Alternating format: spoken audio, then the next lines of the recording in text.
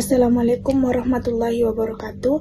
Perkenalkan, nama saya Nur Febrianti Rais, NIM 2420203861211060. Jadi, pada kesempatan ini, saya akan membahas tentang keseimbangan ISLM, pasar barang dan pasar uang dalam perspektif Islam.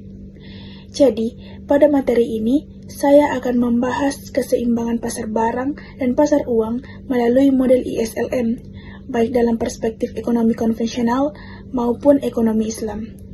Kedua pasar ini merupakan fondasi penting dalam analisis makroekonomi, karena interaksinya menentukan tingkat pendapatan nasional dan stabilitas ekonomi secara keseluruhan. Materi pertama yaitu pasar barang dan pasar uang. Pasar barang adalah tempat bertemunya permintaan dan penawaran barang serta jasa yang mencerminkan aktivitas sektor real seperti produksi dan konsumsi.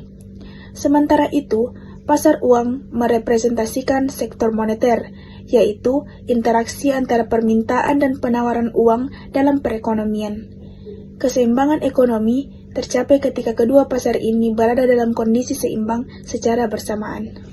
Selanjutnya adalah model ISLM dalam ekonomi konvensional. Model ISLM merupakan alat analisis makroekonomi untuk melihat keseimbangan pasar barang dan pasar uang secara simultan. Kurva IS menggambarkan keseimbangan di pasar barang dengan hubungan negatif antara suku bunga dan pendapatan nasional. Sedangkan kurva LM menggambarkan keseimbangan di pasar uang dengan hubungan positif antara pendapatan nasional dan suku bunga. Titik perpotongan kurva IS dan LM menunjukkan kondisi keseimbangan ekonomi. Selanjutnya adalah visualisasi kurva IS dan LM. Kurva IS berbentuk menurun karena kenaikan suku bunga akan menurunkan investasi dan pengeluaran, sehingga pendapatan nasional ikut menurun.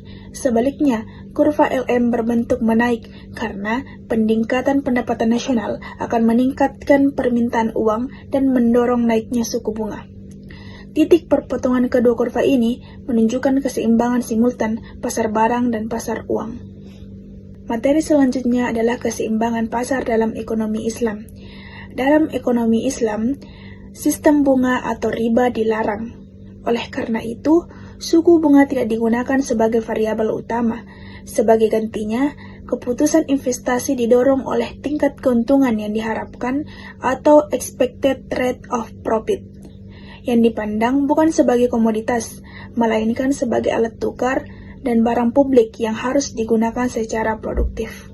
Kurva ISI dalam ekonomi Islam. Kurva IS dalam ekonomi konvensional digantikan oleh kurva ISI atau investasi tabungan Islam. Kurva ini menghubungkan pendapatan nasional dengan tingkat keuntungan yang diharapkan, bukan dengan suku bunga.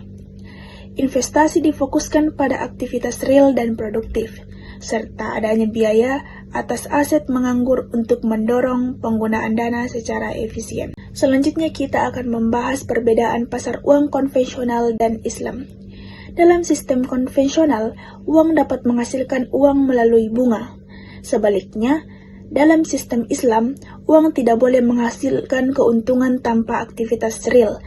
Instrumen keuangan Islam menggunakan mekanisme bagi hasil dan pembiayaan berbasis aset, sehingga risiko dan keuntungan dibagi secara adil. Selanjutnya kita membahas tentang kebijakan fiskal dan moneter dalam ekonomi Islam.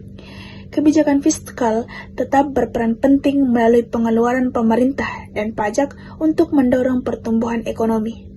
Namun, kebijakan moneter dalam ekonomi Islam menggunakan instrumen non-bunga seperti sukuk dan pembiayaan bagi hasil.